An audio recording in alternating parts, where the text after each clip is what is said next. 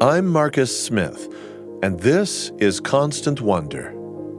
Join me on a quest to find awe and wonder in all nature, human or wild, vast or small, encounters with creation that move us beyond words. In this episode, you'll get to meet Thomas Pearson. Tom is a thoughtful, measured, unassuming kind of guy who has been on quite a journey. It began with the birth of his second child, a daughter named Michaela. Knowing how this personal odyssey plays out, I can assure you that the ultimate outcome is warm, heartening, and life-affirming. But it began with feelings of sadness and grief. Tom, together with his loved ones, after an unanticipated curveball, moved forward day by day, sometimes feeling heavy emotion, but remaining open to whatever experiences and new life wisdom would transform their initial sorrow into joy. When Michaela was born, she had just emerged into the world. She was Michaela, and she was beautiful. And I just remember holding her and just having her in my lap and bonding with her in those initial hours and thinking that it was amazing that I had a daughter. Amazement, love, and bonding may well have been Tom's immediate reaction. But his next thoughts, while holding this new life barely entered into the world, were flickers of misgiving. I don't think there was one particular thing. There were little signs. Her ears were a little bit smaller. When I first held her, she felt light to me, and that doesn't make sense because, of course, the infant is light. Nobody said anything. Like, in retrospect, the delivering physician and the nurses, they had their suspicions right away, but it wasn't like completely obvious to them. The nurse who was helping out afterwards seemed a little perturbed, right? Was not as jovial and friendly, but didn't say anything. Michaela's parents, Tom and Tiffany, brought their newborn home from the hospital, and on that first night home, each parent, independent of the other, mulled over the same unspoken thought. Neither of us had mentioned it, and once I had looked it up on my own, then I thought, oh my goodness, I think Michaela might have Down syndrome, and it's something that I had to share with Tiffany.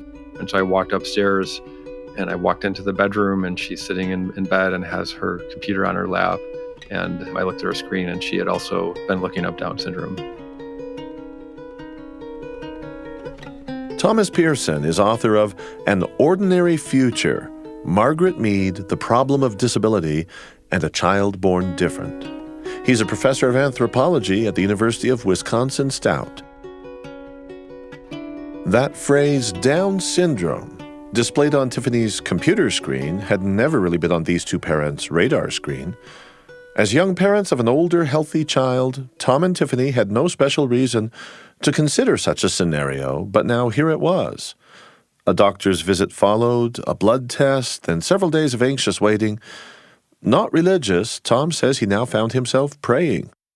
I'm as agnostic as they come.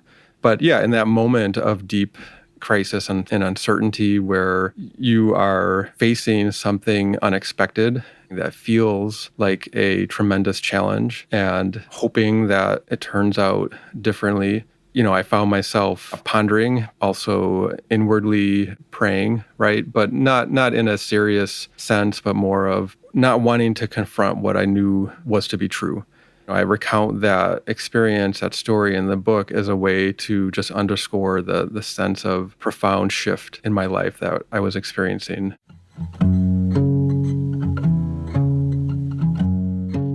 Those days where we were waiting, it was disorienting. I was confronting emotions and expectations about my life. I knew very little about Down syndrome at that point. Tom's a scholar. No surprise then that while he waited for test results to come back, he plunged into research. And as he studied the history of Down syndrome, he was first struck by an aura of tragedy that has long hovered over it.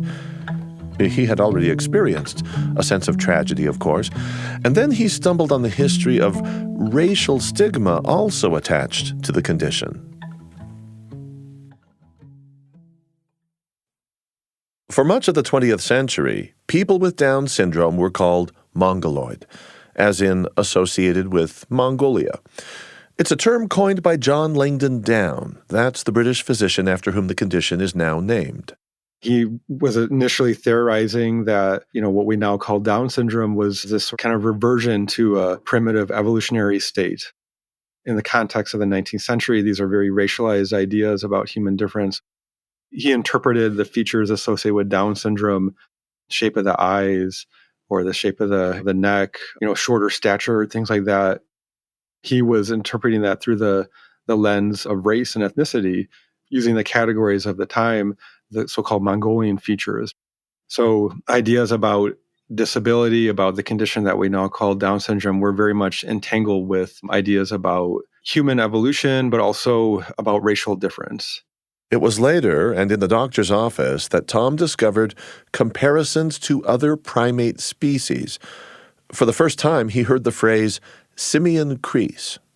I had never heard that phrase before, but it's a reference to just the number of creases in the palm of the hand. And people with Down syndrome have fewer creases or have one crease along the palm of the hand. And so this led to this notion of a so-called simian crease. In the early 20th century, this was compared to non-human primates that presumably also have a sort of distinctive single crease along the palm of the hand. Taken loosely, the word simian pertains to apes and monkeys. The term simian crease is falling into disuse. Although it persists in informal usage, it's being replaced with the phrase single palmar crease. But Michaela's pediatrician did use the older term. As the pediatrician was rattling off different signs of Down syndrome, she mentioned the simian crease. I think that was the idea of, she doesn't clearly have this one distinct line in her palm that traditionally had been considered a feature of Down syndrome. And at the time, I was sort of taken aback by the implied comparison with non-human primates and had no idea where it came from, and looked at the palm of my own hand and trying to count the creases and looking at Michaela's. Simian crease was not the only expression that Tom found himself weighing. He soon began wading into the racist backstory of terms such as mongoloid, mongoloidism, and even mongoloid idiocy. The field of anthropology itself, Tom says, emerged at least in part as a reaction against racial and cultural assumptions of the early 20th century. I'm talking about notions that put Westernness and whiteness in a position of privilege and supremacy. So, as an anthropologist, Tom had been trained to embrace different ways of being human. One of his core professional tenets was that human differences cannot necessarily be signs of wrongness or inferiority. And yet here he was, a professional anthropologist awaiting a diagnosis that would classify his newborn daughter using, inevitably, some clinical language of differentiation.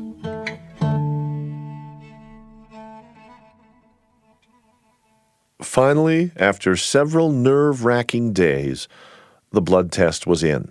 The doctor just said, "I'm sorry." And that was how she delivered the Down syndrome diagnosis. At that point, I just had this feeling of tremendous loss, as if someone had just told you that a loved one had died. So it was just this profound grief that I felt. After that, it's kind of a blur.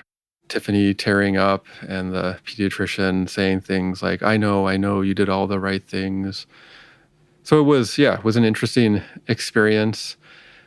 A blend of the pediatrician framing it as if she's delivering bad news, but also being reassuring. And this contributed to that sense of experiencing this as if something tragic had happened. In the hours and days that followed, Tom experienced a swirl of conflicting emotion. Some of these feelings were very heavy. My initial reaction was just profound stress, difficult to sleep, kind of denial, but also wishing that it wouldn't be. These thoughts of not even wanting Michaela to survive those initial days. These sort of like dreadful thoughts that would like just streak through my consciousness. It's not like an overt death wish by any means, but it's like this rejection of this child. I don't want this. I don't know what to do about this. There's other research that has documented this experience, right, where parents who are confronting a Down syndrome diagnosis for their child, it comes from a space of ignorance, of this sort of ingrained fear of disability or of difference that we've been conditioned to have. At this point in our conversation, Tom stepped out of his story's sequence of events to re-emphasize how personally painful his memory is to him now of his momentary rejection of Michaela, but also to say why he thinks it's important to share this. Yeah, it's difficult in the book to recount this moment of the diagnosis and experiencing those feelings of rejection. And that's hard because of how deeply I love her. And so I think that my experience is not necessarily uncommon. And I wanted to share that so that other parents know that they're not alone. And if we put those feelings that we experience into context, historically, culturally, it helps us to unpack and come to terms with what are the different factors that are shaping our perceptions of the world, our misunderstanding of the world, of conditions like Down syndrome and things like that. And so I want to convey how profoundly I adore Michaela and wouldn't want things to be any different than it has been. Still, that day in the doctor's office, with the pediatrician's words, "I'm sorry," reverberating in his ears, Tom wandered outside in a daze. Tiffany stayed behind to take care of some paperwork inside. He got in his car and called his brother. He's been a close friend and resource in my life, in many ways a confidant, and we're close in age, and he was the first person I told. And I could barely get the words out. I had texted him days before, and so he had been alerted to the possibility, and he expected me to be calling at some point, even though I hadn't indicated I would be. And he had done a little bit of research and talked to some friends that he knew who had a child with Down syndrome, and he talked about how normal it would be that I would coach her soccer team, that she and my son Erik, who was a few years old at the time, they would be great siblings and they would have a great life together. And up to that point, I had not even thought about anything being routine or typical. And so his just sort of talking about it as something that, yeah, it'll be fine, it'll be normal. That was the first time that I had even considered that. And later, I understand you called your mom. Yeah, my mom, similar to my brother, in moments of so-called crisis, she's as grounded as they come, and she is immensely supportive, and it's amazing. My mom's preparation just had been her own life experiences as a mother, but also as someone who spent her career as a teacher in the special education field. The second that I called her, she could sense in the tone of my voice that something was going on. And when I had said, Michaela has Down syndrome, she said, "So what?" But not in a dismissive way, in a like, you can do this. This is not tragic. This is not a big deal. This is your daughter. Concurrent then with his inner turmoil, calming messages kept coming his way, first from his brother, then from his mom. Additionally, he would benefit from insights from his own academic discipline of anthropology. Always the same gist. What's the big deal? Down syndrome is not something to be afraid of. Try to understand that it's going to enrich your life. And it has. Parenting is challenging. I mean, anytime you have young kids, you never know what's around the corner. And there's just challenges and joys and stress and hardship and happiness and the whole range of experiences. And that's just inherent in the parenting experience. It's not something that is specific to Down syndrome in particular. As Michaela grew and developed, Tom was able to corroborate by his own experience the wisdom of his brother and his mother. Life and emotions settled down. For Erik, Michaela's older brother, and eventually a younger sister, Zora, every step of the way has been unexceptional. Only the grown-ups went through that initial period of angst. For them too, though, life with Michaela has proven to be normal. I initially experienced those feelings of rejection and grief, but we never at any point genuinely thought we would reject her. She was always our child, and I always knew that we would love her and she would be a part of our life. That was never in question. And within weeks, within months, we settle into the routines of parenting, and eventually Down syndrome sort of fades. And I think her siblings, all they know is Michaela. They don't view her through the lens of disability. They don't view her as a child with Down syndrome. They just view her as their sister.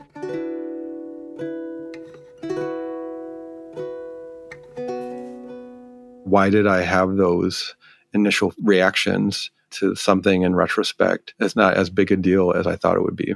So even though a lot has changed in recent decades, even the doctor who was delivering the diagnosis said, "I'm sorry." And then other people in my community, in my life, reacted the same way. We all want a certain life for our kids. We think, we want life to unfold in a particular way. And it was a loss of that imagined future I was struggling to come to terms with. Assumptions about the future that I didn't realize that were even informing my expectations. The doctor, as she confirmed Michaela's diagnosis for Tom and Tiffany, she also handed them a book. It contained a now classic essay by Emily Pearl Kingsley, who was a writer for Sesame Street and whose son Jason was born with Down syndrome. Over the years, Kingsley has become a prominent advocate for normalizing the condition. Welcome to Holland is the title of her short essay. She makes a simple point with a simple metaphor. After planning to go to Italy, you've unexpectedly arrived in Holland. So now what? Here's a taste of that essay. You must go out and buy new guidebooks, and you must learn a whole new language. And you will meet a whole new group of people you would never have met. It's just a different place. It's slower paced than Italy, less flashy than Italy. But after you've been there for a while and you catch your breath, you look around and you begin to notice that Holland has windmills. And Holland has tulips. Holland even has Rembrandts. If you spend your life mourning the fact that you didn't get to Italy, you may never be free to enjoy the very special, the very lovely things about Holland. In that moment of coming to terms with the diagnosis and feeling the sense of initial rejection, out of protest, I refused to read it at first. In fact, it would be 5 years before Tom would circle back to reading that essay, and by that time, life had become so normal with Michaela, he no longer longed for Italy. And by the time he read Kingsley's essay, he had come to realize that a lot of people do end up in Holland, one way or the other. We're all in Holland. I mean, that's how life is. It's not just Down syndrome. It's not just having a child with a disability. Nobody can predict the future. There's always things that are unexpected or unbidden that come our way. Thomas Pearson is author of An Ordinary Future, Margaret Mead, The Problem of Disability, and a Child Born Different. Coming up, we'll travel with Tom, Michaela, and Tiffany, not to Italy or Holland, but to a state fair. I'm Marcus Smith, and this is Constant Wonder.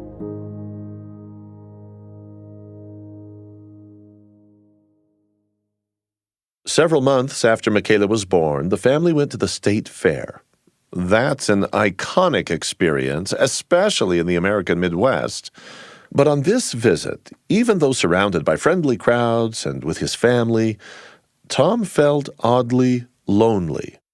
This is still 4, 5, 6 months after Michaela was born. Yes, I was still in this stage of coming to terms with being the father of a child with Down syndrome. It was a point where I had come to accept it, but it was still something that I was working through. I just recall not seeing anyone else with Down syndrome, right? And feeling so alone at that point. These fairs, which today are these fun, joyous, innocuous activities, right? They have this complicated history. A couple generations ago, people were put on display as a way of trying to articulate who belongs and who doesn't, who's normal and who's abnormal.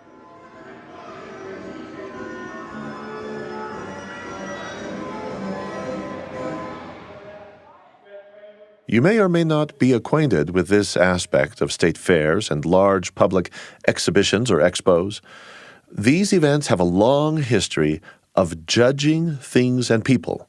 Even today, obviously, fairs feature contest after contest, judging pies and preserves, pigs and cows. Here's a scene from the Iowa State Fair. After trying all these apple butters, we have finally found our winner. It's a perfect product. Its consistency is absolutely ideal, not too runny and not too stiff. It's a beautiful color, and best of all, it tastes great, and it has a great aroma. So, the winner! Now, I'm a passionate proponent of high-quality apple butter for every table in America. But some people have an unusual passion for perfection on this point, and you will find those people at a state fair. But that's just one of countless such scenes. Just a single booth at a state fair where judges size things up for adequacy and excellence, and, well, not just things. Time for the coronation of the 56th queen of the greatest state fair in the country, the Iowa State Fair. From Adair County, I'm Jill Wallace.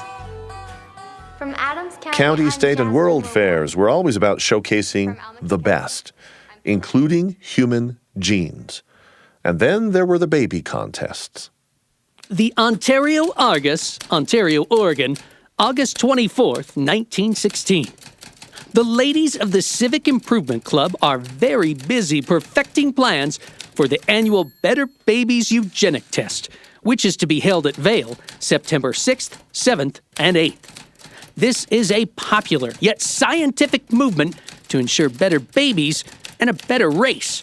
It consists of entering, examining, and awarding medals to children from 1 to 4 years of age on exactly the same basic principles as are applied to livestock at stock shows. Quality counts. Mere beauty does not count, as mental and physical development only are considered. From around 1900 until after World War II, eugenics had penetrated American thought from the high-minded halls of the Ivy League to county fairgrounds. If better breeding could produce better apples or cows, why not better people? Back in the heyday of state and county fairs in the early 1900s, perfect livestock and perfect pickles and preserves went right along with perfect girls in evening gowns and tiaras. At state and world fairs in the 1890s, it was not uncommon to put so-called primitive humans on display, like animals in a zoo. In one notorious instance, decades after the abolition of slavery in 1904, an enslaved man whose village had been destroyed and family killed by brutal Belgian colonists was purchased in Africa from slave traders. The price was a pound of salt and a bolt of cloth. Ata Benga, that was his name. He was then shipped to the United States and put on display as a pygmy at the World Fair in St. Louis. He never got home again. For a while, he worked in a tobacco factory in Virginia. His tragic life ended in 1916 with suicide.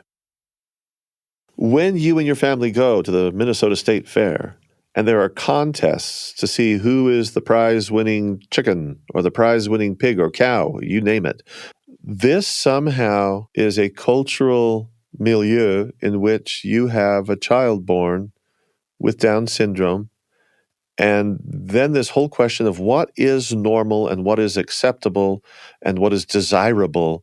Is it too much for me to infer that something like a beauty pageant and then a baby contest, that all of those that seem innocuous, at least superficially, are tied to this idea of pushing the human species towards a kind of perfection that the eugenicists were all about? Yeah, exactly. Attending the Minnesota State Fair, for me, it became an entry point into exploring the history of anthropology, of putting people on display, of articulating sort of this division between normal and abnormal. I think when you look at the history of how ideas of race have emerged in American society, that is bound up with notions of disability. Long after the most egregious state fair practices had faded away, the underlying cultural assumptions of eugenics still haunted the lives of disabled people and their families. This was true even in families that might have known better.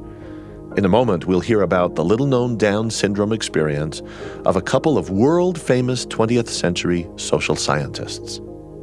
I'm Marcus Smith, and this is Constant Wonder.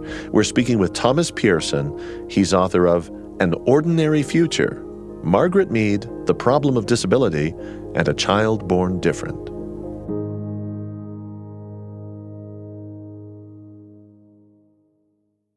Tom Pearson is an anthropology professor, so studying culture and values, well, those are right up his alley. But it was not until Michaela was several years old that he stumbled on an incident in the private lives and decisions of two famous social scientists of the 20th century.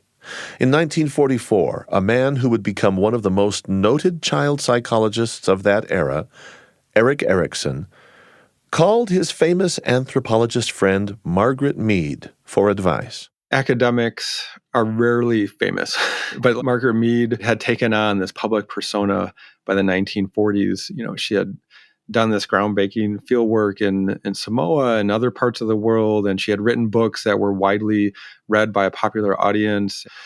And she was among this generation of anthropologists advocating for tolerance of diversity. We want to accept and understand cultural difference on its own terms.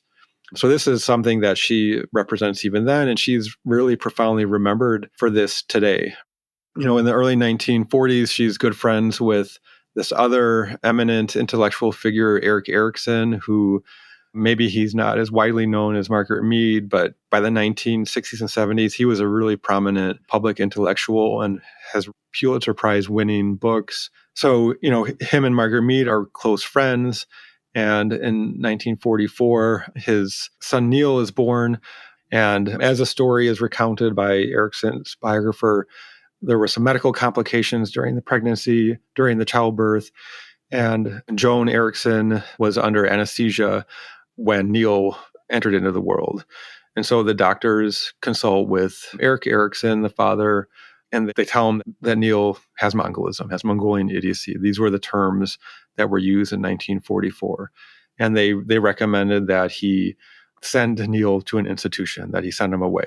This was standard medical advice at the time. And part of it was that, it would be too difficult to raise a child with so-called Mongolism at home. They would often say that there were health issues. He wasn't going to survive more than a couple years anyway. These were the things I would say, even though it wasn't necessarily based on a good medical understanding of the condition. It was just based on what was the prevailing, logic at the time. And they also wanted to spare Joan the experience of having to bond with her newborn child. So they were pushing Erik to just remove Neil from his mother and send him away immediately. So Erikson didn't know what to do. So he calls his good friend Margaret Mead, who she's known for her work on childhood development, right? So Erik calls her and asks, what should I do? And she evidently advised him to institutionalize Neil based on the prevailing assumptions and logic of the time, that she agreed with the doctors to send him away.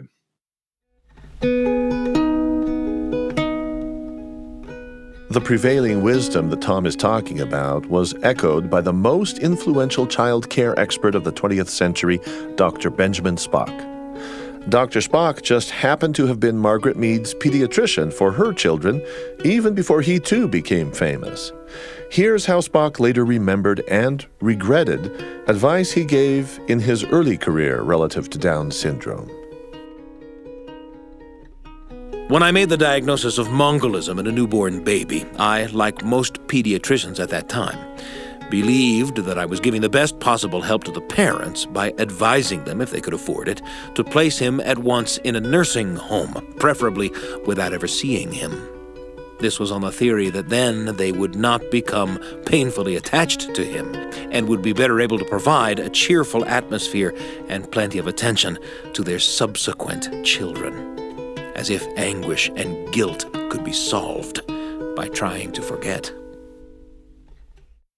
The pain and embarrassment in Dr. Spock's final words there is unmistakable. But Spock's regret drives home the fact that Margaret Mead's advice to Erikson to institutionalize his son Neil fit hand in glove with the professional expertise of that time. It was years after Michaela's birth that Tom Pearson came across the details of this nearly forgotten exchange between Margaret Mead and Erik Erikson. Tom has COVID to thank for the discovery. I was reading books that have been sitting on my nightstand for years, probably, and during the early months of the pandemic, the COVID-19 pandemic, when everything shut down and I suddenly had more time on my hands, and so I was just reading things that had been sitting around, and I was looking at kind of like the history of autism and just came across this anecdote about Margaret Mead and Erik Erikson. For me, it was really startling because the idea that Margaret Mead, who is known for wanting to respect diversity in all its forms and celebrate human diversity in whatever shape and size, the idea that she would advise Erik Erikson to send his son Neil to an institution that wasn't consistent with this idea of Margaret Mead and this respect for diversity, that sort of prompted me to want to dig into, okay, what was going on in the context of the 1940s that would inform the ways in which people like Margaret Mead and Erik Erikson perceived what we now call Down syndrome and then disability more broadly. Eugenics had boomed in popularity in the United States from the 19th century right up till, just after World War II. And that's when people suddenly began to realize that there were links between the claims of eugenics and the horrific consequences of a Nazi race theory. One of the groups that was targeted in Nazi Germany in the 1930s was people with Down syndrome, people with disabilities, right? They were targeted for elimination because they were viewed as undesirable and inconsistent with this idea of the perfect body politic, the so-called Aryan race. These beliefs were not unique to Nazi Germany. These eugenic beliefs and attitudes were widespread in the United States as well at the time. Eugenics in the early 20th century was often embedded in policy and law and efforts to restrict who could marry who, and institutions that were developed in order to house the unfit and undesirable, limits on immigration that were justified, right, in terms of wanting to put barriers around racially different groups from entering the United States. So this was state policy, right? It was mandated from the top. 1944, the year of baby Neil's birth. Well, that was the last year before the full truth of the Nazi death camps came out, and we hope became a permanent part of our collective memory. What I'm saying here, trying to point out, is that it was the last year of any plausible deniability of the dire implications of eugenics. It's in the 50s, 60s, and 70s that parents and others fought for inclusion, fought to keep their kids at home, to send them to school, to have them receive all the other privileges and benefits of full membership in society. But it wasn't long after this public backlash against racial eugenics that the world saw the development of new technologies in the areas of obstetrics and gynecology. Technologies that carried significant implications for prenatal testing and intervention. In the present, it's more a question of the ways in which these attitudes manifest in personal choice. Through technologies like amniocentesis and prenatal testing, women are often in that position, right, of having to make that decision about who belongs and who doesn't. Technologies that began to emerge in the 60s and 70s and came into widespread use in the 1980s and 1990s. They have an important role, I think, in prenatal health care. But yeah, there's a lot of discussion of the ways in which they've been used to try to identify kids with Down syndrome. In his book, Tom traces the arc of attitudes toward Down syndrome. We've already seen how the early phase of rejection was reflected in the Neil Erikson case, and we've noted how Dr. Benjamin Spock regretted his viewpoint and reversed it. That reversal was partly driven by the families of people with Down syndrome. The social trends behind this history that Tom narrates might be seen on a graph with two lines that intersect over time. On the one hand, as hard-edged eugenicists lost their clout after World War II, parents became less willing to institutionalize their offspring because of some supposed flaw or imperfection. In greater and greater numbers, they would bring these children home and fight to mainstream them. But over the same period, tools to diagnose Down syndrome prenatally came into widespread use. Now, children who were born with Down syndrome, like Michaela, were brought home with their families, but fewer and fewer of them were being born. In today's America, prenatal testing results in the abortion of upwards of 90% of prenatally diagnosed Down syndrome pregnancies. In Italy, the UK, Belgium, and Germany, the numbers are similar, and in Denmark, it's 97%.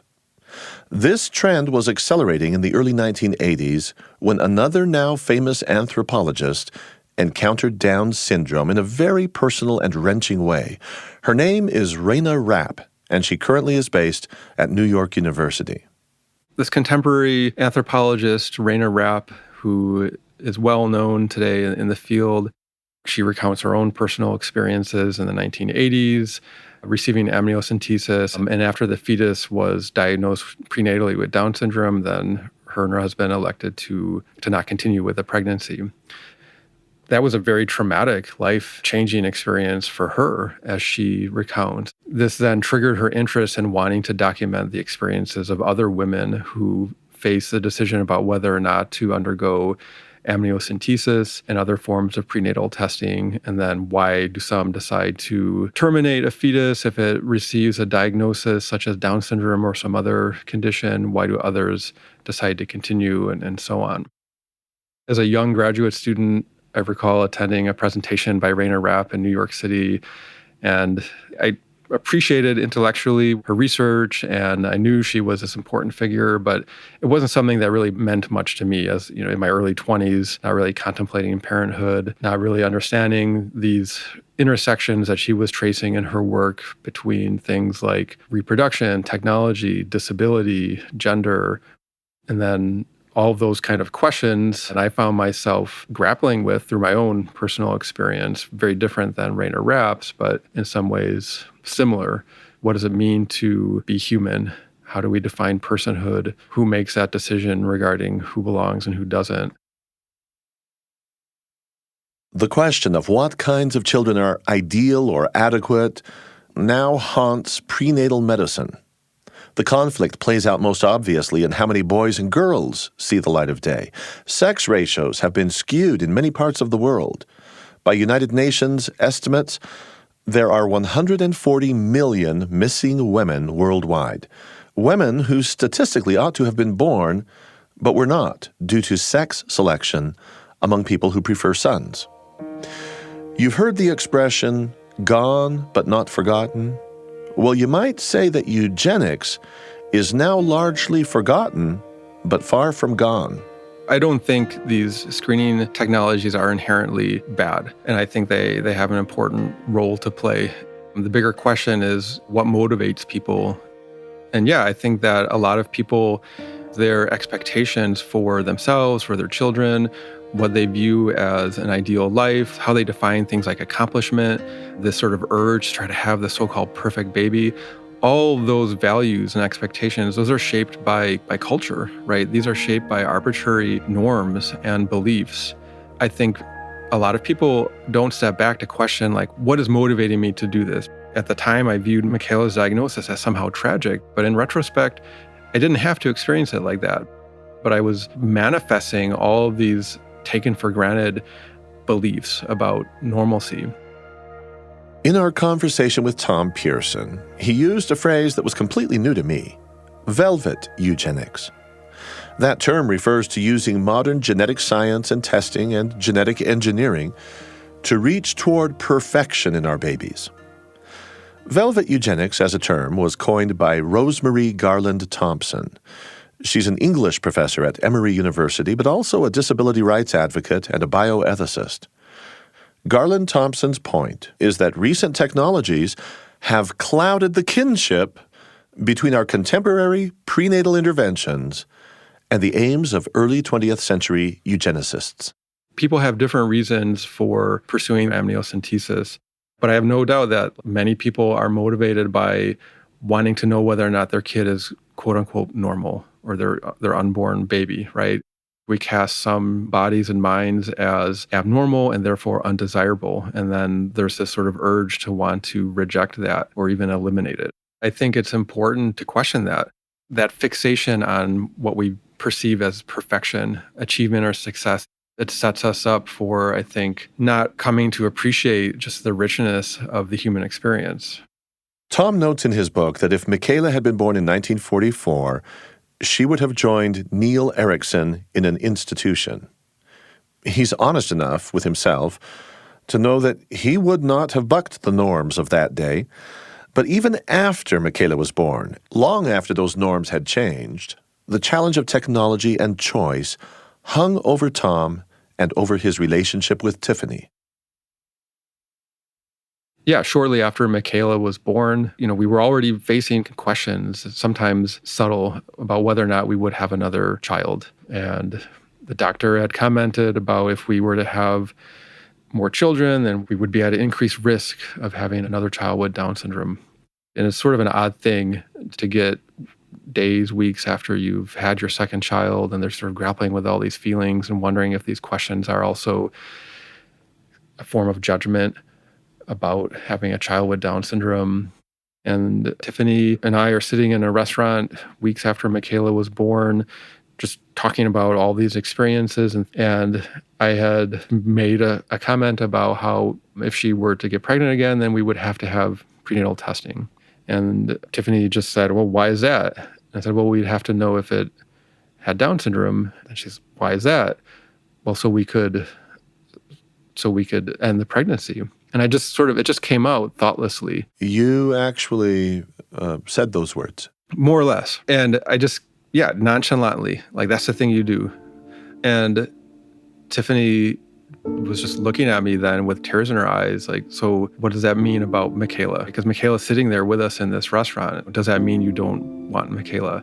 And I hadn't really made those connections yet, that this sort of impulse to want to prenatally screen for conditions like Down syndrome, and then the assumption that you should end a pregnancy with Down syndrome because it's undesirable. Like, what am I saying about my daughter sitting here next to me? Tiffany, she was so taken aback that I would just nonchalantly state that, right? Even though, as I mentioned in the book, Tiffany is supportive of abortion rights, as am I, and the rights of women to make decisions about their bodies. And we think that is important and value that. But yeah, when I had made that comment, just sort of nonchalantly, she didn't think she knew me anymore. As she put it, that was a low point in our relationship together, our journey together. And that was those early weeks, right, where I'm sort of grappling with the gravity of it all, right, coming to terms with my reactions and the sense of guilt I was feeling about why I reacted a certain way and trying to make sense of it. Fast forward a few years when Tiffany is pregnant again with our third child. It was not really a planned pregnancy, but it just happened. And we're at a different stage, right, of our parenting experience. We've had Michaela now for a few years. Yeah, you have a kid with Down syndrome, but it's not this defining factor anymore, right? We've come to terms with it, deeply accepted Michaela, love and cherish her, and wouldn't want anything else. We wouldn't want any other child or life. And so, yeah, with our third, then we face this question, should we engage in prenatal testing? Like, this is what the doctors are recommending. It's what you're supposed to do. And we went and talked to one of the obstetricians, and they said, it's not really going to tell you anything about the health of the fetus. It just tell you how many chromosomes it has, but it's not going to change, anything that we wouldn't be able to find out after it's born.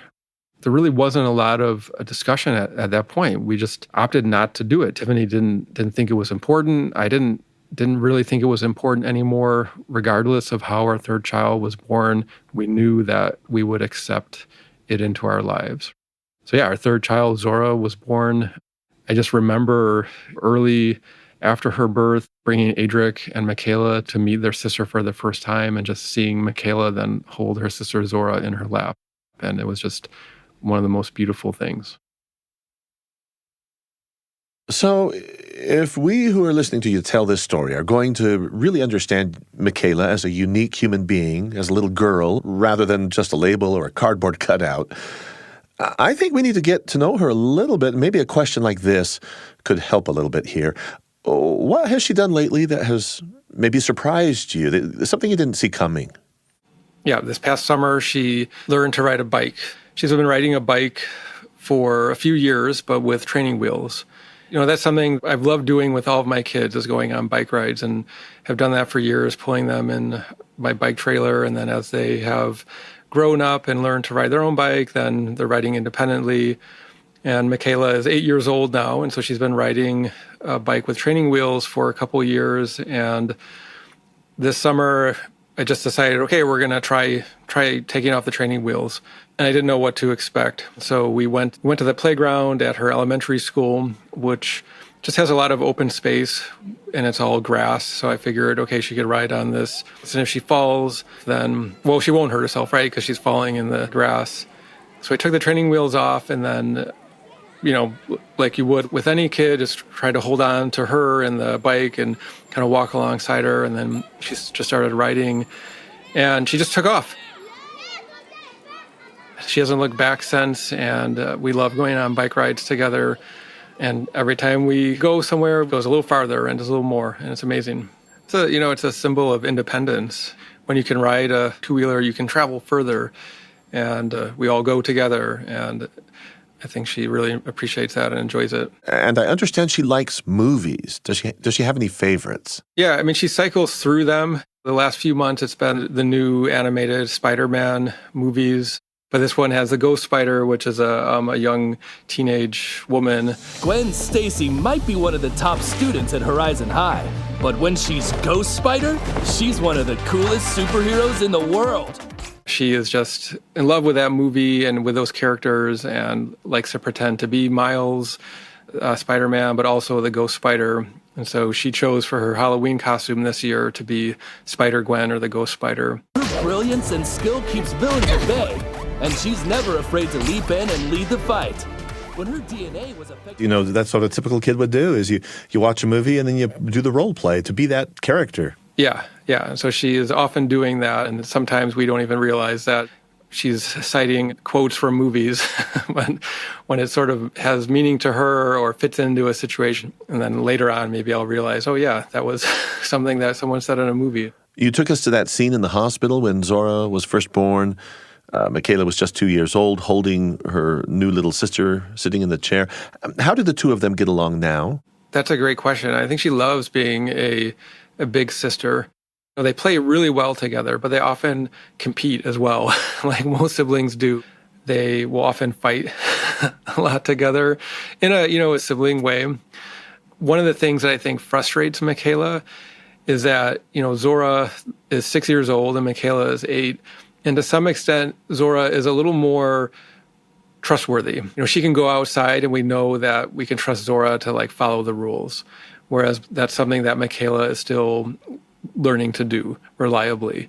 She can go outside for a little bit, but then we have to kind of be out there keeping an eye on her. And so she's starting to recognize that Zora has a little more independence than she does. And that is definitely a source of frustration, I think.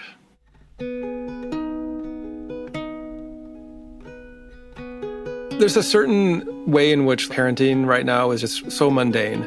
3 kids, 6, 8, and 10, and they're all learning to be people, learning how to deal with stress and frustration and making friends and the challenges that come along with school and things like that. She's in no way exempt. Right now, we're just in this mode of she goes to elementary school, she takes a bus in the morning, she's in gymnastics and in dance and doing all the things that a typical 8-year-old does. Michaela's younger sister, Zora, she's starting to see that sometimes Michaela needs more guidance or structure, and we've had to talk to Zora about that. But it's interesting because I don't think they really, at this point, it's not something that they're constantly thinking about. They don't view her through that lens necessarily. I'm curious to see what that will mean to them as they become older, and then at what point Michaela will begin to self-identify through those terms. From episode to episode here on Constant Wonder, our quest often leads us to stories that convey the wonder and the beauty of humans being humane in this very imperfect world. For today, with this particular guest and this particular story, we're going to leave things right there at what is necessarily an inconclusive juncture in the story. After all, Michaela is young and has a whole life ahead of her yet.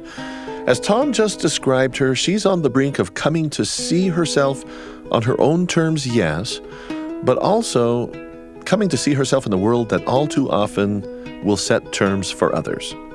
Tom says he's curious to see how Michaela grows through all of this.